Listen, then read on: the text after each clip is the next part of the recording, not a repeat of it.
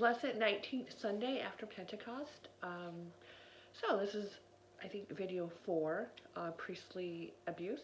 And this is going to share a little bit more about being friends with priests and how it gives more way and opportunity for abuses to occur, to happen. But most importantly, I think it really is just downright disordered to be friends with priests. And there are a lot of lay people that are good friends with priests that would definitely say, you know, being friends with priests has never been abusive. I've never seen my BFF priest abuse anyone. He's never been belittling, and he's never gaslighted me. He's never done all these things, and oh my gosh, like he's so incredible, and he's such a good friend, and we travel the world. There are lay people, I'm sure, that would say stuff like that, that would have a positive feedback with being friends with priests. Um, but that is not everybody's experience. And point blank, it's just disordered. Even if you have a really good relationship, or you think you do, even if you think you have a really good relationship with a priest and you have boundaries and you respect each other, if you spend time with priests outside of their ministerial roles, more one-on-one and traveling and hanging out and yeah, hanging out and going on trips together, it is disordered. And if it doesn't create a toxic, abusive, or narcissistic, or perpetrate any of those kind of negative lack of boundaries in a relationship that could happen, that could lead to abusive situations. Even so, what it can also do is, in a parish life, it can cause that division between other lay people. It could set an environment of being more exclusive with other people. And really, a spiritual father, a priest, is supposed to be a spiritual father to all. Um, and when lay people see that you're good friends with a priest, it makes, to those that are on the outside that aren't good friends with maybe that priest, it could create that division. It could create that more, like I spoke about in my last video, in my last parish, it had more of that A-listers versus non-listers, and that is true, whether they want to admit it or not. I would hear that constantly from people, from themselves. They would feel hurt by stuff like that and feel really exclusive. And wow, Father so-and-so only likes these people, and Father so-and-so doesn't want me to be part of this group, even though a friend of mine invited me into this group. He only wants these particular people, and because he's closer with these people and trusts these people. And it just kind of, and it made this particular person feel really bad, and it just creates toxicity. Even if there's no toxic situations going on and being cultivated and could be provoked in your relationship with a priest, it has it gives a possibility for that to happen in other people outside of your relationship, and that's not fair to other lay people, because they're a spiritual father to all parishioners, to all people, not just exclusive certain people because of who they have dinners with and who they go on golf trips with, or who they do more fundraising events with, or who they just hang out with, happy hour, whatever it might be. And so, and also, B, priests should really build a trustworthy, solid relationship with each other, with their brothers, not with lay people. And that takes away from lay people's vocation and what God's calling them to do, and taking care of their families and their spouses, and whatnot. And so there's a lot of components why it's just disordered, and that's just point blank. It's disordered, whether there's actual abusive situations that go on or not. And so I am speaking from a place of total experience. Um, and I myself have made a lot of mistakes along the way. And so this video is actually about why lay people should not be friends with priests, and how the Novus Ordo Missae communities allow this to happen more, which allows more disorderness, which allows uh, disorder in every area of parish life, whether they want to admit it or not, whether they see it or not, whether they know it or not. It's just reality. It's the way it is. And so hopefully, people will understand this, and hopefully, once again, people won't be too offended. But I am one that does offend people because I speak on things like this, and these are things that a lot of people don't speak about. And yeah, so here I am. So I am dressed very casual once again, really quick, and it is the 19th Sunday after Pentecost.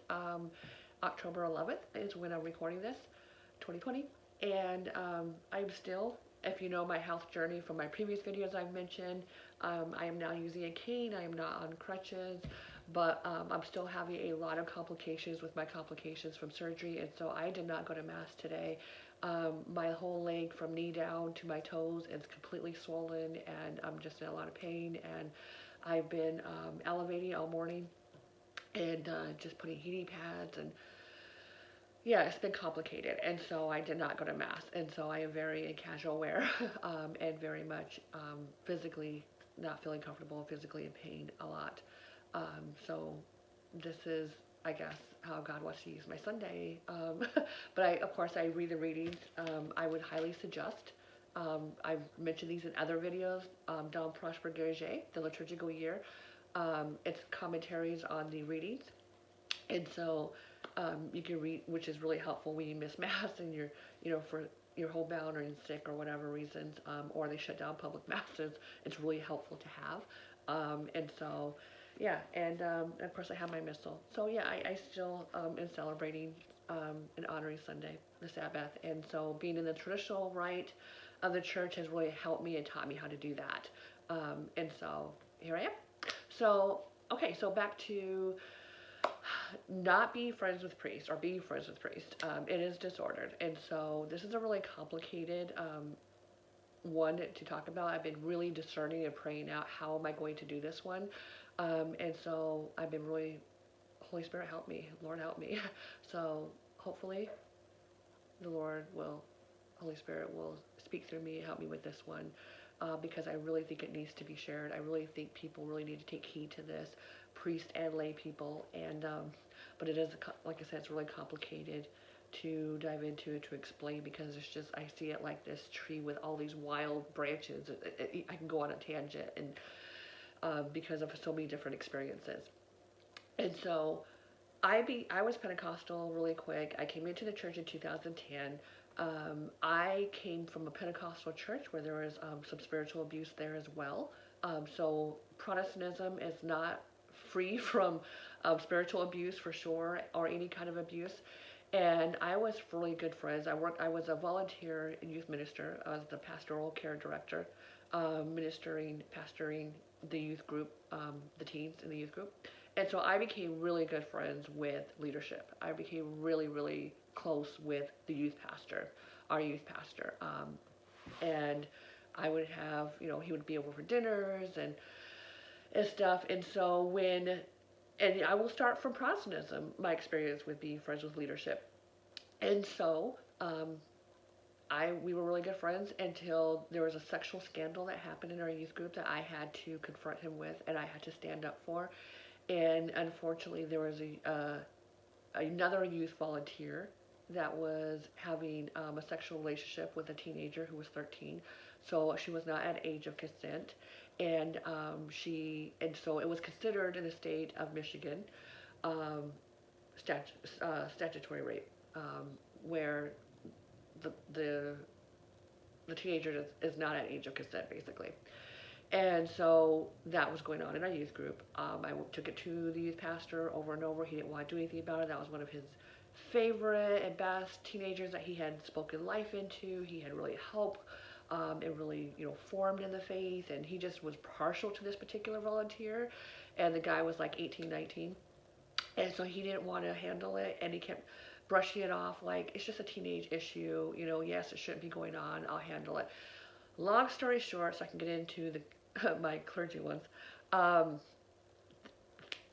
literally went bad and ended really, really bad. And so I ended up having to, I spoke with my local county prosecutor office and tried to get advice. I went to the local police department, tried to get advice what was my role. And at the time I was running a home daycare, so I knew that certain people in those kind of roles like clergy, teachers, daycare providers have a responsibility if there's abuse going on or some sort of situation like that, that they have to report it. They're mandated by the state to report these kind of things. And so that's where I was coming from. And I didn't know as a youth volunteer if that applied to me or not, since I wasn't technically clergy per se, and I wasn't a teacher or anything. So I contacted my local county office, prosecutor's office, and sure enough, they said I had to, under state law, to report anything. And so, so spiritually, it didn't sit well with me, and legally, I definitely had to. And so my youth pastor, we were good friends. He tried pulling that friendship card. Wait a minute, I thought we were close. Wait a minute, Lisa, why are you gonna report me? Why are you gonna report this student? Why, you know? And he literally came at me and was really harsh. We took it before the deacon board. I reported to the police. The police actually pulled him out of his house in the middle of the night, and it was bad, and questioned him, and all kinds of things unraveled, and things went wrong. The Assemblies of God district said they were upset with me. It was Assemblies of God church. And they basically said, I shouldn't say these things to make sure I don't say anything to the parents. It could defame the church, and it would give bad publicity. And the church was already financially struggling with the previous leadership that left it in financial ruin, and the church could collapse, and all these things. And if this happens, and some deacons were upset with me, I was getting it from different directions, from my youth pastor, who was supposedly my good friend, the deacon board, the Assemblies of God people, and basically it's going to fall on me, and I'm going to be responsible if the church collapses, that particular church. And so it was a lot. I went through a lot with that, and but I had to do what was right. I'm a person that has to do what is right, legally and spiritually. If the Holy Spirit puts a conviction on my heart that I have to speak out, I discern it and pray and pray and pray, and then I do it. And then, of course, legally, I had to. So it ended bad. The youth pastor, we got a huge argument about it. He basically even used the Catholic Church to throw at me. And this is when I was discerning going to the Catholic Church little by little at that time. I wasn't fully aware that the Lord was leading me out of that particular church into Catholicism at that time. But just seeds were being planted in that direction. So I took a little bit of offense, and plus my husband was Catholic, when he yelled at me and said, "I can't believe you're doing this. You're acting like it's a Catholic priest having sex with a toddler or an 8-year-old, and it's not like that, and this is ridiculous, and you're making too big of a big deal out of this, and who do you think you are? And I thought we were friends." And long story short, he goes into, "I hope I never see you in this lifetime. I hope to God I never see you, run into you, because I can't believe you're doing this to me in my ministry and to our church." And oh yeah, I got screamed at and yelled at, and I lost a lot of friends, and I lost his friendship. And it was really, really hard, because all at once I lost, at the time I thought, ministry, we're born into that thinking, right? We have to, and everything's about bringing lay people into ministerial roles, and in ministry, especially in Protestantism, right? They take blood from you. You tithe 10%, and you give offerings above 10% financially, and you give your life, you give your blood to the church, and you serve all over the place, and all the while, your family life is suffering.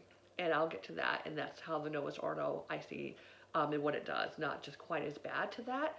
And so I'm real sensitive to that for that reason. At least I am now, and I realize that was the pattern and what it does. And I'm tying this in together. So all at once, I spiraled, and I went into a small amount of depression, and just like, all these friendships and relationships in my ministry were ripped from under me, and I was the bad guy. And it was really hard, and all using the friendship role. I thought we were friends. And so then I'm thinking, well, I thought we were friends, and if we were friends, you wouldn't rebuke me that way. You would understand I have to do the right thing. And I thought we were Christian. I thought you would want to do the right thing and stand up for truth and stand up for what's right and protect these students and protect, and how are we even upset at supporting, um, you know, sexual immorality in this way and all these things. And I was just, it was hard for me. I left when I left Pentecostalism, when I left that church for Catholicism and came into the church, my mind was set. I did not want to be friends with clergy. So many other things went on in that church with leadership, and I even had my ex-pastor call me on my phone that I left that church. He was out of state during this time, calls me and basically rebukes me and calls me a troublemaker basically, and how could I do this to the church, that and you know, I should know better, and if I go to the Catholic Church, my family's going to lose their salvation, and here I am, mistreating this church, you know, and is this the treatment that I'm doing to this, like, is this how I treat the church that has risen me up and helped me and made me the person that I am in the Lord, and all this kind of stuff, right? This huge guilt trip. And yeah, so I even got a call from the ex-senior pastor, and it was really hard. So because of those experiences, I swore I will never be friends with leadership. I will never be friends with pastors. I would never be friends with anybody. I don't care what role they have. I would never be in friendship, casual friendship outside of ministry. Um, you know, I'd be respectful, but I did not want to be in close proximity in relations with anyone in a leadership role. I didn't care how small the leadership role was or how big of a role they had, and how much authority they carried, obviously, especially priests and pastors. So, fast forward, I come into the Catholic Church in 2010, and I somehow it ended up involving that I became comfortable, and priests became really comfortable with me. And it was really hard at first, and so I would only go to them for, I'm a person that has to have questions and answers, and like about my faith, like, you know, why I'm a person like a little kid. You take him down the street, and you know, a 2 3 year old is kind of like that little faith child, and they're like, what's this, what's that, and why this and why that. And so that's just kind of how I am, and so that's kind of a little bit how I developed relationships with priests. And I was very bold, and I was very kind of like down, and you know, I come from, you know, more what you would call um, kind of that ghetto lifestyle I was brought up in. And so when I say down, I mean like that. I was really down and real, and this is who I am. Take me or leave it. I don't walk around with a mask. I don't walk around with facades. I am who I am. Take me as I am. And so I think because of me being so real like that, and I was strong in my faith, and I was serious about my faith, but I didn't take myself serious. And I was very honest and bold and open with everyone. I'm that way on my social media still, where I am very open with my own sins and my own weaknesses and my own mistakes. And so if I'm strong in an area, I'm strong in an area. If I'm weak in an area, I share that just as much. I boast in my weakness.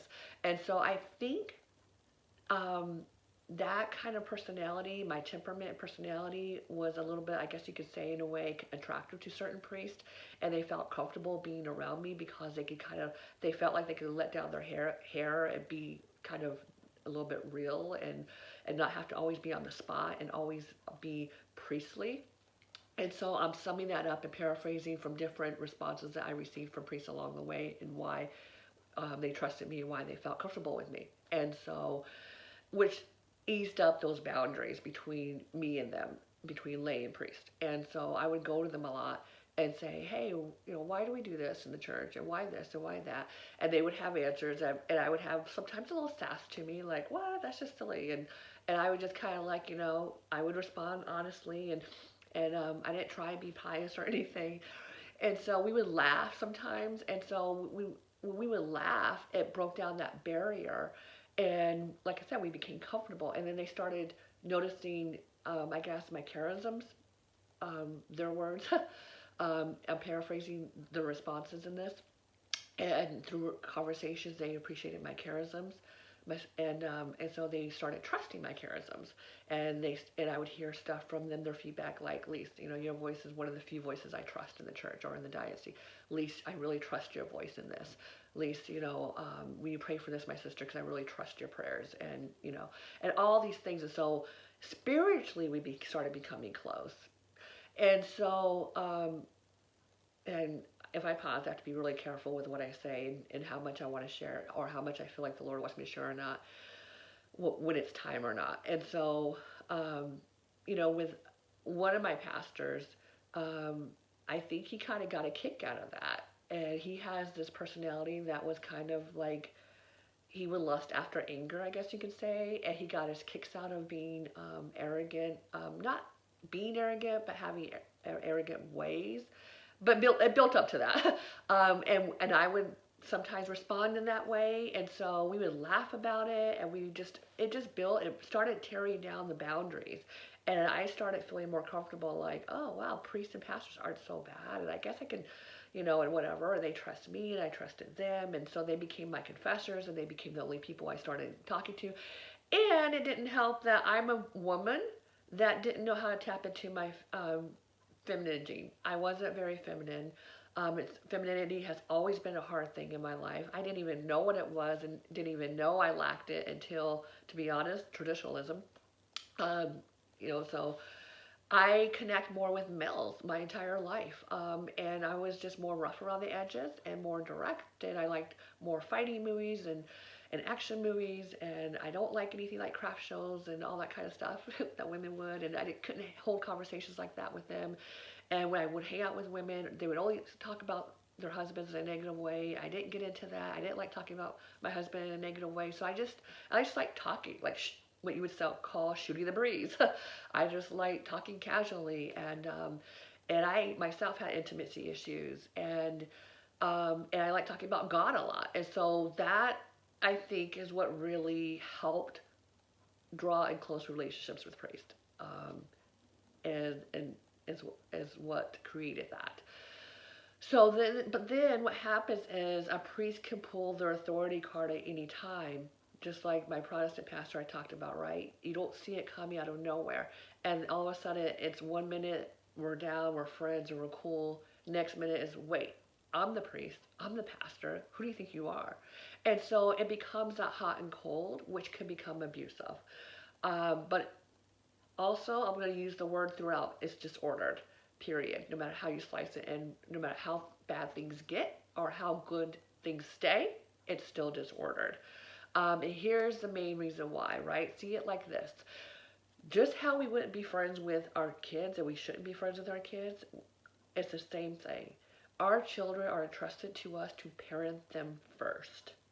And when you start breaking down that relationship role into becoming equal, and it starts breaking down, and now you become equal, your children lose that respect for you as a parent, as a mom, as a dad.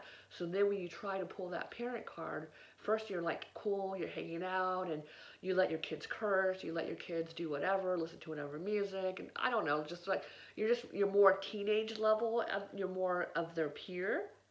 Then what I've seen growing up in other homes, my mom never allowed this.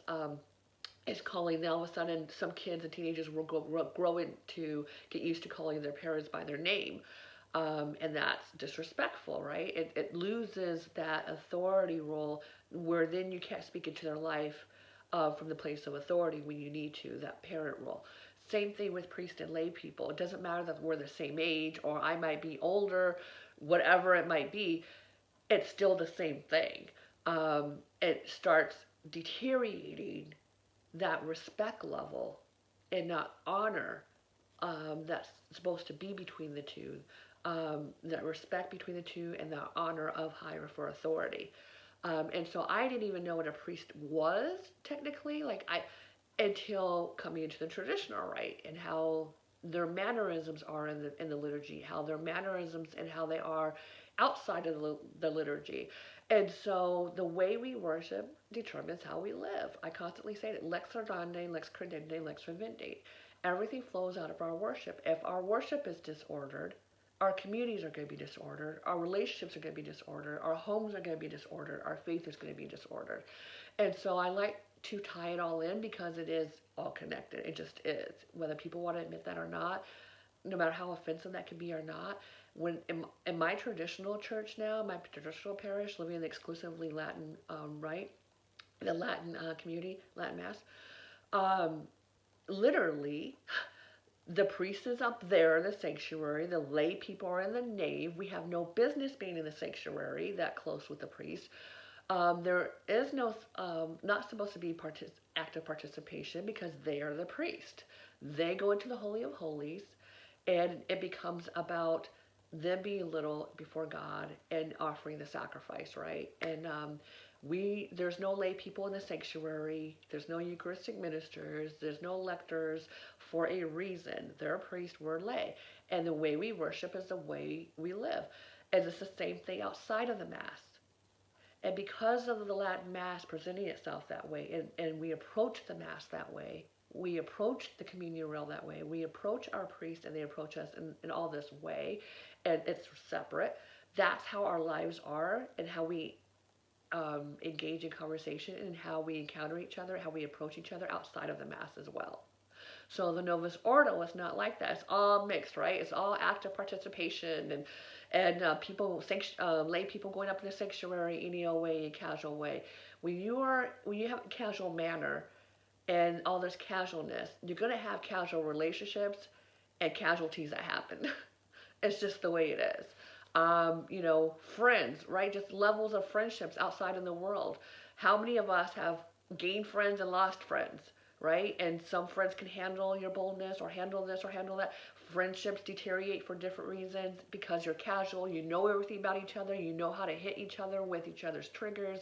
If you get mad or angry, you can use that as ammo. All these things, right? And so that level of casualness can cause casualty. It just breaks down. You become equal. And the liturgy and in the church, it wasn't supposed to be that way. It's not supposed to be that way. And in the Latin Mass community, it's not like that. Our priests are here, we are here, and we honor them, and we respect them. And it's that way in the liturgy, it's that way outside of it. And so they are priests, they bond with each other. And sure, they might have dinners, I'm sure, every now and then with families, whole families, not with a woman one-on-one like I would have with priests, or other lay people have, or go on trips with them and be hanging out and be BFFs. Because again, then it's hard for them to speak into our lives and to be that authority figure and call us out when they need to, and that charitable bringing truth in a hard way, but in charity. And it loses that opportunity for that to happen. And then also they build favoritism too. So if I'm BFS with my, say, traditional priest, it's going to be hard for them to, if somebody brings something to them of concern about me, or if I do something wrong in the parish and I'm constantly like driving people out of the community or whatever it might be, let's just say, it's going to be hard for them to reprimand me or call me out on that, and they're not even going to want to believe that because, wait, I'm Lisa Campbell, I'm good friends with her, she wouldn't have done that, I know her, right? And then that just creates that toxic environment, and you're picking me over these lay people, which is not okay. And what if I really am being a jerk to people? You're only favoring me because of our relationship. That's wrong. And so that's what would happen in the Novus Ordo all the time. And so when I would take things to the priests I was close with about people in leadership that were mistreating people, or I had been subtly abused, there was misconducts coming out of his leadership team, he would get really offended, and not my leadership team, and I don't think so, my sister, you don't know so-and-so, you don't know what they've gone through in life, you don't know how much suffering they've had. And I'm sitting there thinking, I'm not even talking about suffering. I'm not talking about one-uppers. Are we having a one-upper conversation now? Like, what is this? I'm bringing to you a real concern that these real concrete issues are affecting your parish community. It has nothing, it's not personal, and it has nothing to do with their faith level or not. It has everything to do with what's going on in these situations from your leadership team. But he would never address it and would get really offended because though we were close, but he was really close with these particular people that he would defend to the end, and still to this day, because he knows them, because he's best friends with them, and he travels around the world with them, or whatever, right? And so they have, would have dinners together and all this, whatever. And so, but it would also be that way for me as well. So I was on that end, and that close with a priest, and so we were really close, and so it was really hot and cold, which, like I said, for the reasons it can become toxic. For whatever reason, I bring out the real in people. I think it's just maybe a charism. It happens out in the world, happens at my job, it happens in parish life. People just start, maybe because I'm so down to earth, and people always say to me, "Gosh, you're so comfortable to talk to. You know, I could just be myself." I would hear that from priests. I would hear that from lay people. I could just be myself, like you're so comfortable to talk to, and you know, and be you. And so I think that would happen with many priests that I was around, whether I was really best friends with them or not. And so there was another priest in my parish I went to for confession, and he would just be so casual in confession, and he would get to the point where he would curse in confession, and he would refer to the pastor as a derogatory cursing word. He used a curse word, and I just remember sitting there like, did he just say? And we're in the sacrament and confession, and he cursed, and not just cursed, but cursed using a curse word towards our pastor in a negative way, and and agreeing that this pastor could be hurtful.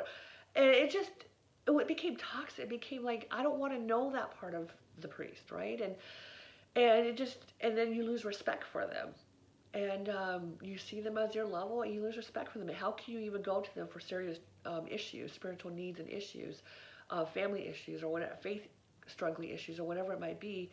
When you lose that respect for them, when you start seeing them as less now because they're no different than Joe Smo down the street, you know? And that's unfortunate. That is not what a priest becomes a priest for. And so I became best friends with a particular priest. So I was close with many priests, and I'm not getting into all the priest relationships I have. It might turn into sounding like I'm petty or something, but there's many examples I could use. So diving into another priest I was best friends with, I became part of this charismatic community, priestly community. They were birthed out of Canada. And again, you build your house on sand, it will collapse. Lex ordandi, lex credendi, lex vivendi. The way we worship determines how we live. If you were built on being disordered, if nothing was ordered and founded and solid, then that's what's going to happen. The community's going to be built that way, and that's what I see in this particular community.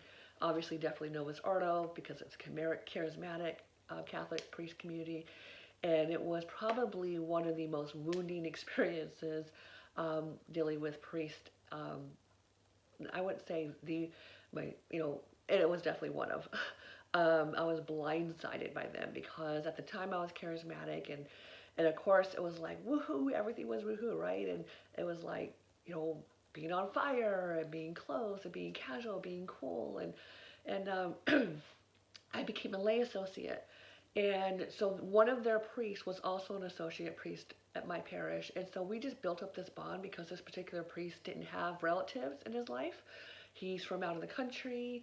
I didn't have relatives. I still don't have relatives. And so I would invite him, when I felt bad, I would invite him over with my family, my husband and my kids over for special dinners like Easter and Thanksgiving. And so because he was everywhere in my faith locations,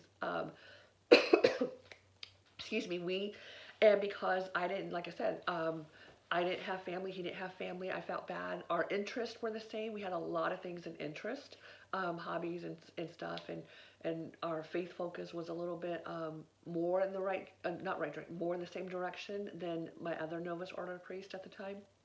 And so we kind of became really close. We became really best friends.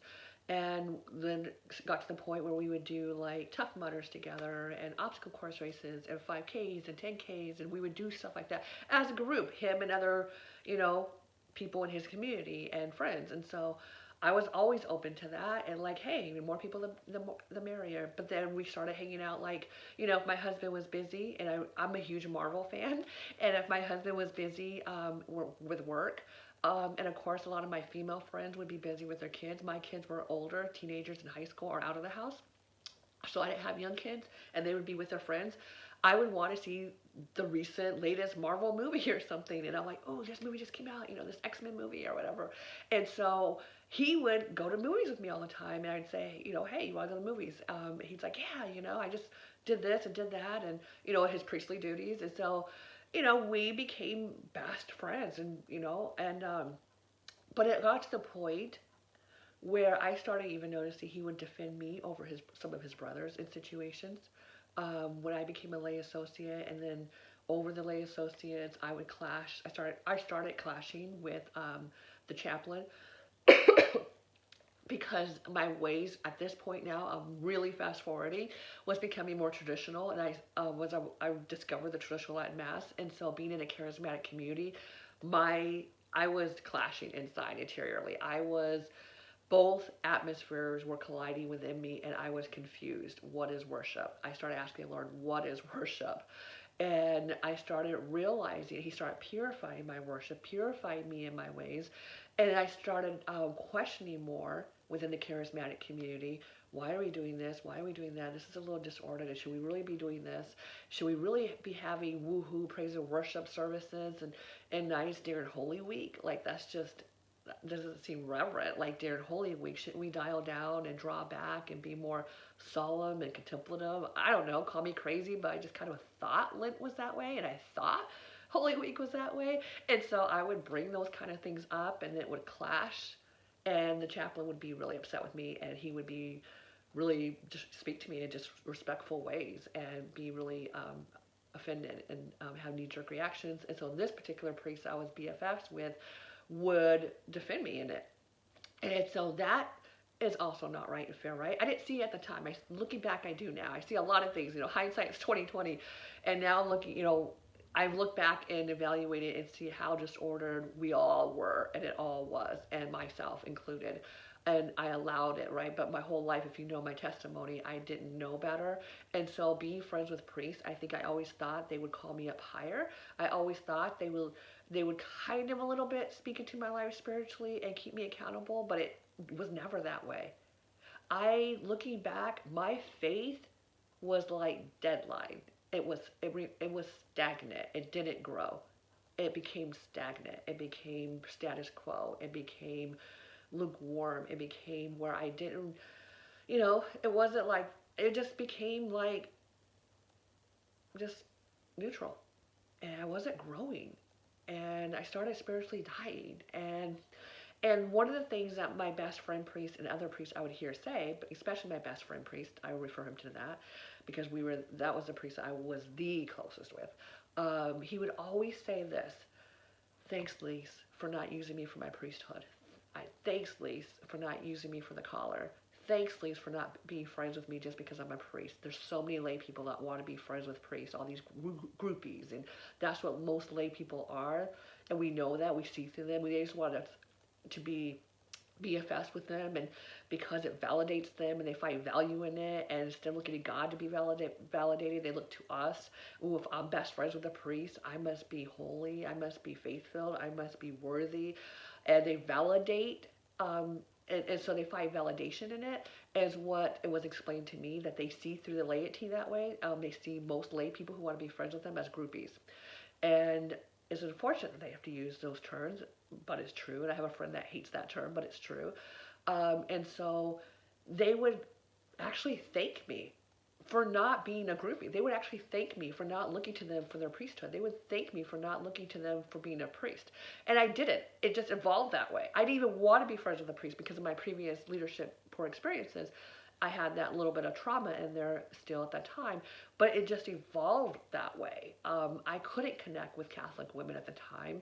My temperament was just so different, and there's many reasons why that is why I was interiorly disordered, why I couldn't be friends with Catholic women too much.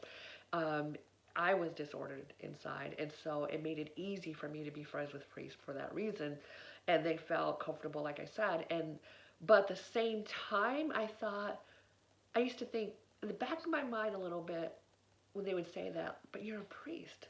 Wouldn't you want people to see you as a priest? What is wrong if I need you in a priestly way? Shouldn't you be a priest first? Aren't you a priest first? Like, I started having these little bit of drops of questions in me. And but then it'd go away because we're cool, we're friends, we're homies, we're like BFFs. And I would travel to Canada for every ordination. I supported that community left and right. And that community ended up being so disordered, one of the most disordered communities I have ever witnessed, ever been part of, ever known, is still to this day. And I know that's going to offend some people because there's some people part of that community that I still do love, and they mean well. They mean well. But that's it, right? And so there's so many things I can get into in the details of that community, but I don't have the time, and I just don't know if it's the time and place yet. But um, a lot of unfortunate things, and they're not what they portray themselves to be. And but they would, like I said, some of the priests, especially this BFF priest, would be really annoyed with people looking to them for their priesthood.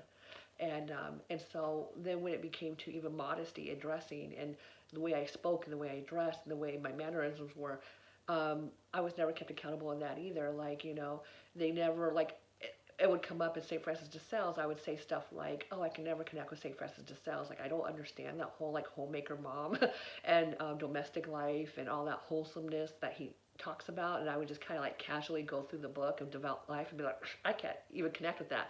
And so this particular BFF priest would laugh with me, and he would agree, go, "Oh yeah, I can never see you like that. I can never see you like dressed like, traditional or in a long skirt or be that kind of mom like, St. Francis de Sales. I can never see you connect with that, at least." And I used to think in the back of my mind like these little snippets of thoughts like, what does that mean? Like, you don't think I could ever be that? Why? And if you don't think I could ever be that, why not try and call me up higher into that? Why not try to speak into my life in that area? Because clearly I don't know better, and I don't know, what that disconnect is. Why don't you help me with that disconnect? You are a priest. Don't you know the teachings? Don't you know how to do that? Don't you know how to form someone's faith? I don't know. Like, I don't know. Like, they were just accepted me for being me, and they loved me for being me. And me at that time was very, very disordered. I was very disordered in so many ways, in the way I spoke, in the way I dressed, in the way my choices were, and my focus, and my direction, and my worship, and my family life was so in chaos and disordered. And they never kept me accountable in that. If anything, they encouraged that. They encouraged me to keep being at mass, to keep doing stuff in the parish or in their lay associate, this charismatic community more. Drive, to Canada and go to every little meeting and every event and every single thing and do things for them and hang out with them outside of those things and constant dinners and lunches and breakfasts and coffees and hanging out and movies. And all the while I'm leaving my family at home and not attending to them. Though my kids were not little and they didn't need me to feed them, they knew how to feed themselves. And most of my kids were out of the house. And my husband was, he's a very domestic person. It didn't matter. At that time I thought, oh, well, it's no big deal because they can take care of themselves. My husband's domestic. But they never said, these priests never said, hey, shouldn't you be at home? Hey, Lise, you know, I love that you're so committed to us, and I love that you're supporting us in these ways, but perhaps your family might need you this weekend. Perhaps your family might need you tonight. Perhaps, maybe have movie night with them, when they are free, instead of you having to see this movie right now, right? Like, maybe learn moderation, you know, temper, temperance and all these virtues. They never spoke virtues to me. I never even heard the word virtue out of them or call me into anything of virtuous ways at all. I didn't know virtuous anything until the Latin Mass. But they never called me out. They never challenged me. They never questioned. They never thought of my family first. And so after I was friends with these priests in this community, my husband did admit, I used to wonder, I understood why you needed that, and there was something lacking in you and in your life and in your whole growing up life, right? And you didn't have that family. You never knew support like that. You never knew that kind of affirmation and love and attention because of my upbringing. And you have to know my testimony to know this. He said, so I understood it. But I always wondered, I sat at home wondering, don't they care about us? Don't these priests care about us? I thought the Catholic Church was into family, keeping families together. And it seems like all they're doing is tearing our family apart in these ways by allowing you to support them and put them first before us. And though we didn't need you per se, like things weren't needed in the household because everyone was self-sufficient and busy. My kids are in travel sports, or were at the time. Um, so it wasn't like that kind of need, like I was neglecting my child and not feeding them or whatever, and putting them in, they were infants and toddlers or 8 or anything. The youngest at the time, I think, was 14. And so, yeah, but it's just that nurturing, just having the mom there, having the wife there, and companionship, and if anything, it destroyed my family. It made my home more in chaos and disordered. But then if you look at their community, that charismatic community, they were definitely in chaos, still in chaos. So many things behind the scenes would go on that I would see that were just so unfortunate. Sins and backbiting and gossip between the two, and doing things without explanation with each other, and wounding and hurting each other in the community, and all these chaotic worship ways that weren't even Catholic, and this community, really quick, one of the reasons they're in chaos, I believe, is one, the founder founded this community off of chaos and this charismatic spirituality. They don't have a Catholic patron saint like most communities have. Like, the Franciscans have Saint Francis of Assisi. The Dominicans have their saints. The Carmelites have their Carmelite saints, right?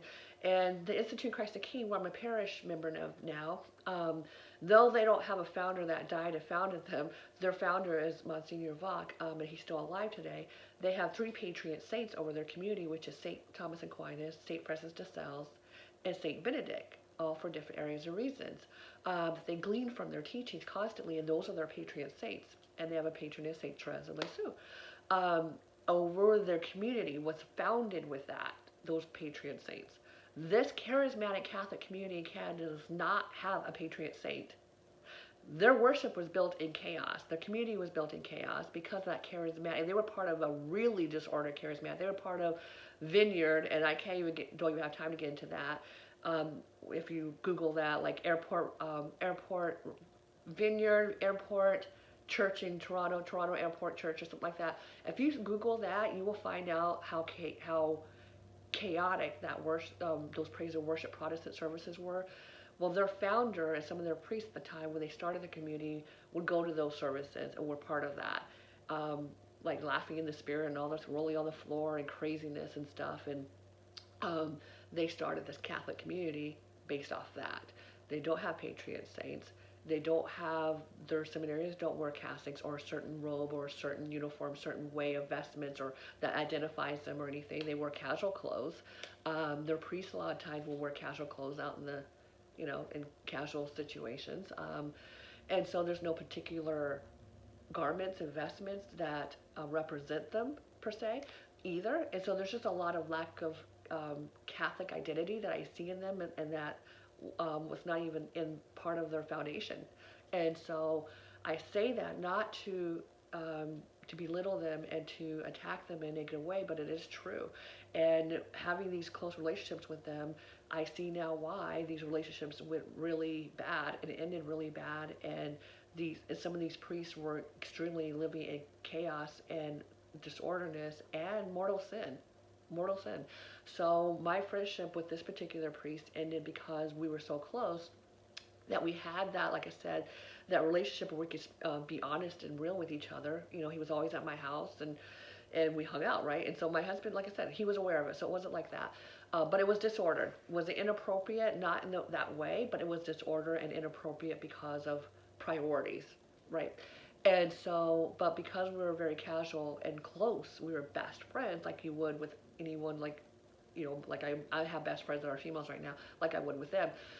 So I started noticing this particular priest having a relationship with this woman that was helping him, his admin work. And I just kept having these spiritual insights I felt like the Holy Spirit was giving me into this woman's heart and her motive with being friends with this particular, my best friend priest. And I started having these insights, spiritual insights, and like dreams, and just this promptedness, like it was prompted on my heart. I would see these images, and I just kept putting them, filing them away. And I know I'm getting to an hour, so I'll try to hurry up. So first it started with spiritual insights and discernment. And then it started with natural things that you could just catch in the natural that became very weird and bizarre and creepy, to be honest, from this woman and how she was bonding with this particular BFF priest of my charismatic community that I was part of. And I started then having concerns because I felt like the Lord was showing me concerns about it and this inappropriateness between the two and how they engaged each other and how she would speak about him and she just would even speaking about him like, oh, your father's so amazing, isn't he? Oh, I just love him. He's so amazing. And this, and I'm gonna go to his mass here. I'm gonna go to his mass there. And she would like get babysit. Her kids were younger too. Her kids were like much younger, like very elementary age. I don't know at the time, maybe 5 and 7, maybe. And so she would hire babysitters just to go to a mass that this particular priest was celebrating that was more than an hour away from her house just to be in his presence. And it was getting really weird to me. And like I said, and concerning. And so, long story short, I called him out on it and basically said, hey, maybe we should talk about this. This is inappropriate. And maybe you should redirect her back to God in all these situations. And I'm concerned about your priesthood and I'm concerned about her marriage and her faith.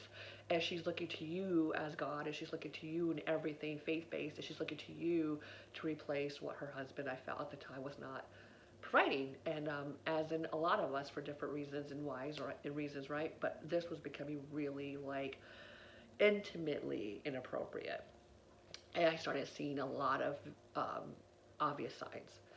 And I started seeing some demonic spirits in him.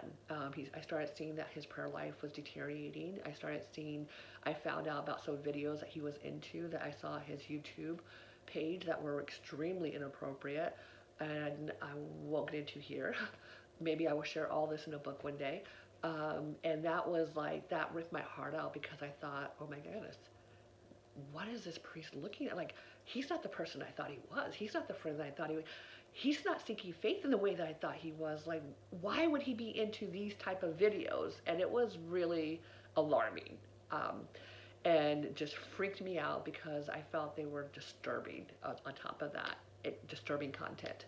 And his community, I think, found out about it. He ended up making his YouTube private, so that was another side. And I just started noticing and having images and visions, I guess you could say, or something like, these are all private revelations, but I started in my prayer life, private time, I started having these properties of these demonic spirits upon him.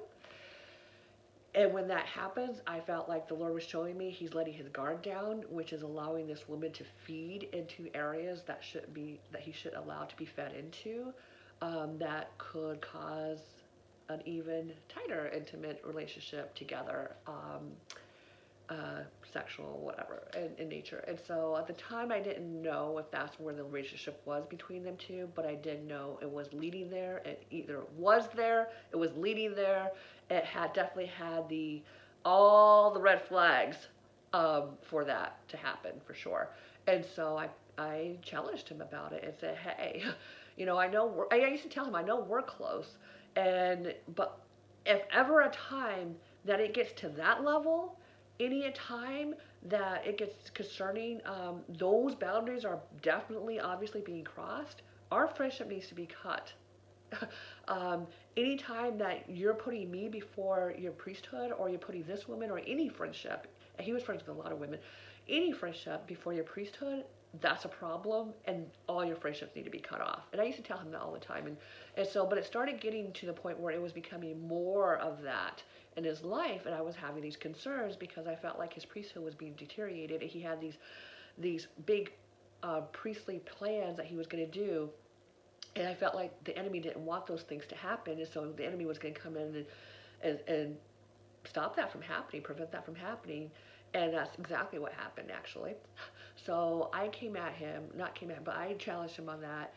We disagreed. He had a knee-jerk reaction. Long story short, he literally rebuked me and said, I am no longer allowed to call him friend. How dare I accuse this woman? And he just got really defensive. And it became really demonic in his eyes and everything. And there's so much I can get into here, but there's just a lot of downright demonic activity were going on and stuff that I saw. And and in his eyes when we finally connected the very last time. And he kept in close contact and kept that intimate relationship with this woman. And I just would pray, like, I don't know if anything was actually had happened between them, but I know that was a possibility, and I could see in her eyes and in her conversations, she longed for that. Whether she realized that or not, I don't know, whether it was consciously or subconsciously, but I could see that desire in her. And that the word that kept coming to me, and I even shared this with him, was infatuation. I would wake up to that, like, and I just felt like the Lord telling me to pray, intercede, and she had this strong infatuation with him. Um, Long story short, or trying to be, um, it affected the community. It affected our friendship. We are no longer friends. At that time, he ended the friendship because of that, and I felt like it was weird. Other people kept telling me, Lisa, it's weird. He must be guilty. He can't face you. He can't even look in your eyes. He can't even look at you. Ever since he called him out about his relationship with that woman, that there's got to be something there, and I was so in turmoil, and he gaslighted me, and all these things went on, and it was a really hard time. Um, his community didn't believe me, and they, no, that's not, and you don't know him like we do, and he would never ever, and all this kind, and you don't know this woman, she's so sweet and so like the girl next door kind of woman, and I just felt so betrayed by so many and I felt so concerned, and my heart grieved for where I knew his heart was and his priesthood was, um, and nobody. I felt like this house was on fire and nobody was attending to it, and it grieved my heart deeply, and it was hard for me to deal with. Fast forward, go to find out he was removed from active ministry this past spring, finally removed. And several different people confirmed to me that a lot of my accusations way back then were accurate, and a lot of, I can't go into detail and share more details that I know, but let's just say I wasn't crazy as people thought, and I wasn't overreacting as people thought.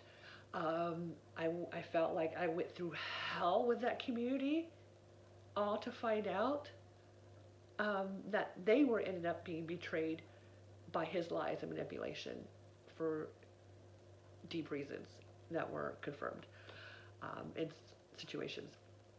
And so I felt my heart grieved again recently because so many innocent people were affected by this betrayal and shocked by these sins by this priest that he had in his life, grave sin, and it all could have been avoided had he had kept boundaries. Even in our friendship, he should have kept boundaries, right? So now looking back, I see how disordered it was, and it is, and how it took me away from my vocation, and how it affected me seeking truth, seeking tradition, seeking modesty in all the different ways of modesty, even decorum. It's not even just, like I said, like clothes, decorum. Like, so much of the charismatic movement ruined that area of decorum for me, and it just didn't put relationships and ministries and focus and faith in its proper order. And all that can come about from being friends with a priest, unfortunately. There's so many more opportunities for that to happen. And there's so many stories that I know that did happen, just different details and scenarios of lines being crossed and toxicity being allowed and present, and abuse allowed and present, and betrayal left and right from priests when priests and lay people, when their friendships end, and they then want to call that priesthood card, it becomes abusive. And so many people that I know have fallen into either really too close relationships with priests, or fallen into abusive relationships, gaslighting situations, or just a downright disorderness that affects the community as a whole around them, and being exclusive with everybody and only inclusive with this little cliquey group, and being cliquey like high school. And so I was friends, or not friends, but I met this priest, I should say, this community, another community, one time when I was going through this healing process from this charismatic community, and I only talked to this priest, to be honest, like maybe twice. And so the first time I met him, though, he pulls me aside and says, we started talking, and he knew all these priests and all these people involved. And one of the things he said to me is, you were abused, and I want you to know that.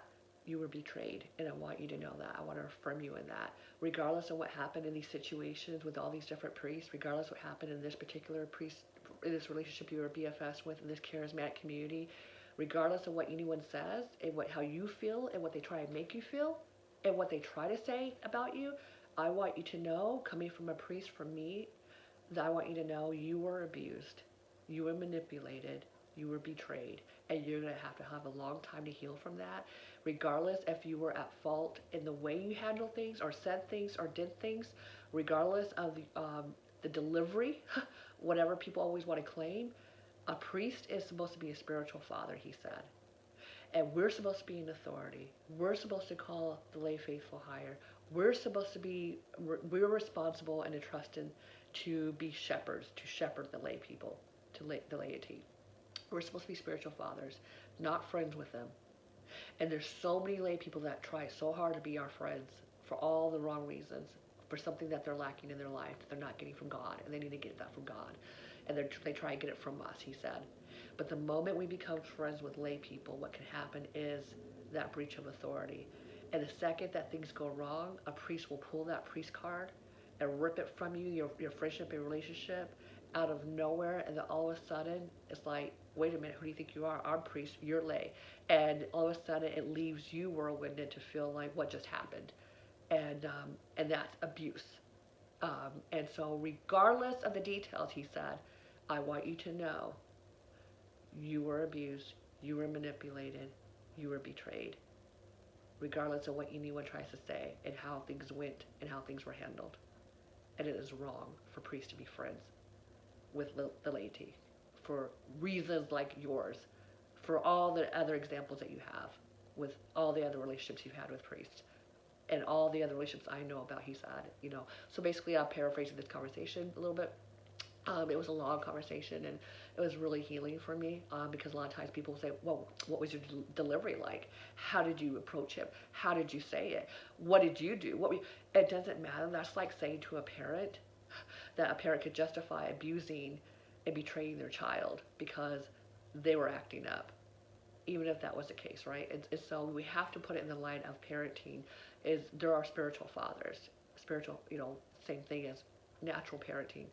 Um, and so they have to learn, priests have to learn to be mature and keep those boundaries. And it all comes from our worship. The way we worship determines how we live. Lex orandi, lex credendi, lex vivendi. And so now when this priest and the priest I was best friends with, and our friendship ended in October 2018. And I told him, I had sent him an email that I still saved and have it, and I'm going to use that for my book whenever I write a book one day. And I said to him basically that he's going to lose everything if he doesn't make things right. He's going to lose everything. And I just saw that. I felt like the Lord put that on my heart. And I woke up one day and like 3 o'clock in the morning, I just went, and I was just so like beside myself going, oh my goodness, like he's not going to repent. He's going to hate me forever. And he's going to allow this relationship to continue. And if anything, he's going to hold on to this relationship even more to prove me wrong or whatever, or other people, or try and prove himself wrong. Maybe he was trying to talk himself out of what it really was. I don't know. I can't speak for him or his motives. But he just became hardened, had a hardened heart. And I just felt like I had this image and vision that I saw him as a little kid sitting on this bed and lonely and not having relatives or family, which is true in his real life, and feeling lonely and rejected. And this little kid out of this bed, and I saw Satan going into this room plundering everything, and he's sitting there quietly and just no care, no reaction, no fighting spirit, and just letting Satan go in that room and plundering everything, taking everything from him. All the promises that God had for him in his path, all the promises God's brought him through, all his priesthood journey, all the good things, and his faith and all this stuff. And I saw him just this little boy, innocent boy, this wounded soul that didn't know how to mature and grow out of that woundedness of his own life and baggage. alone, allowing Satan to plunder everything. And so I had this image. I sent him an email, said, this is my last email to you. And I felt like the Lord wanted me to say some words to him and warn him that, are you really asking for a Mount Carmel showdown from the Lord? You know, you have to know Elijah and Mount Carmel, right? Your worship against, impure worship versus pure worship, right? God, your God versus my God, right? Double-mindedness and all that. So read Elijah, but if you don't know what that means, and he knew what this meant because we were very partial to the Carmelite spirituality. And we talk about the Carmelite spirituality all the time. And so I had this image that said, are you really asking the Lord for a Mount Carmel showdown? It says, what you want. You're going to lose everything. You're going to abort every promise. And I left it at that. It was really hard to see someone that you love, someone that you thought you knew, let everything go and choose to have a hardened heart, choose to not reconcile, choose to not forgive, choose to hold on to what you want, what your flesh wants. And basically he said to me, I'm not worthy of being reconciled with, and reconciliation had passed its time, and he didn't believe in reconciliation. And that was coming from a priest's heart. When you gave vows to be mercy, we didn't have to be best friends again, but to be upset over something that was indeed concerning, right? And then go to find out, a long time later, this past spring, he gets removed from active ministry. Didn't want to reconcile with me because he knew deep down in his heart, I spoke some truth in that. Deep down in his heart, he knew I was right about things, whether it was exactly what I accused, or whether it was leading into that, or whether it ended up happening after the accusation. Whatever happened, I don't know all those I don't know those details, but he could never face me because he knew I was right, and I saw that, and I think that bothered him, and it hit a nerve because he knew that I saw those grave sins and that disorderedness and destroying not just his priesthood, but destroying another innocent family and a home life and a marriage and kids. All of that being destroyed, I saw coming forth. So it's hard. And so he was removed from active ministry.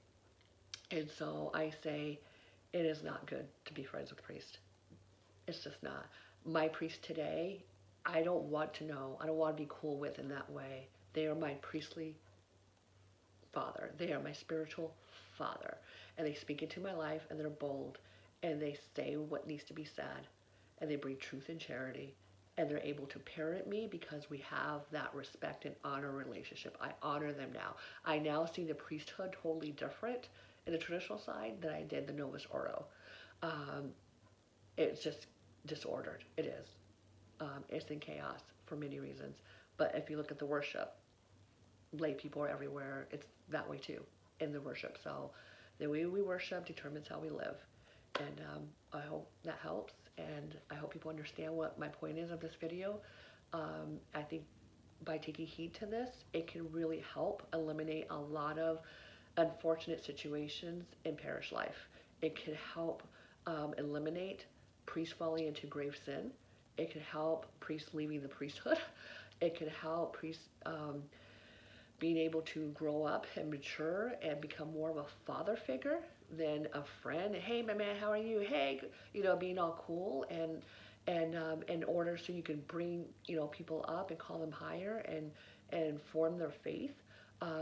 And it just there's so many things, components that I think there's a lot of things that could be eliminated in the chaos and the crisis in the church if people took heed to this. We don't need to find our validation through being friends with a priest. And I can say so much more, like I said, on this, but I'm already over an hour. And one day, hopefully, maybe a book. But yeah, it's all in our worship. And, when you have a dignified Mass and priests that know how to handle the liturgy in a dignified way, and priests that honor their priesthood and wear their cassocks everywhere, they never wear street clothes, priests that are reverent and all about the sacraments, bringing the laity to the sacraments, not to them, to direct laity to the sacraments, and be all about the sacraments and not all about them, and to encourage the lay faithful to live out their faith in their homes and out in the marketplace, wherever, organically, right? Not having all these different ministries in order for the lay people to be distracted and too busy with and calling them out of their family life. And then we wonder why the family is in crisis, because a lot of parishes have all these different opportunities for ministries for lay people, and they leave their families at home and they're not attending to their vocation because they're putting all these volunteers in ministries and then becoming friends with these other ministry leaders and hanging out with them, and it becomes all about ministerial life and parish life instead of family life, like in the traditional rite. The traditional rite is huge on family, huge on family. And now I see the different lifestyles and why that is. I used to think, oh, that's boring. That's like, there's so many negative things I used to think about before when I started coming to the traditional side. Like, yeah, but what about this? What about that? And it's just, like, let's just, we need to, evangelize, all about evangelization, right? And leave our families. We didn't say leave our families in the Novus Ordo, but that's what happens, and that's what ends up happening. And so now, being the traditional extraordinary form of the Roman Rite life, I see the difference and how so many of my unfortunate situations and hurts and wounds, and my own being disordered ways, were all encouraged and cultivated, because of how the Novus Ordo lifestyle is, the community is, the worship is, how the priests are, how they interact with each other, um, versus here and putting family life first. Your priority, me, I'm speaking about me, my priest would say, my priority is not to hang out with them and be friends with them and to do every ministry and volunteer that I can do. It's at home. Even if my kids are old enough and self-sufficient, it's at home. It's being a mom and a wife. If my kids are out of the house, it's being a wife, right? And sure, there's a little bit of volunteer opportunities that are in the traditional, Latin Mass communities, but very few opportunities to volunteer. Um, your ministry, your focus is a home. And our priest, they honor their role and they help you honor yours. And instead of doing life together and all mixed and all disordered and chaos, right? So I hope that helps, and God bless.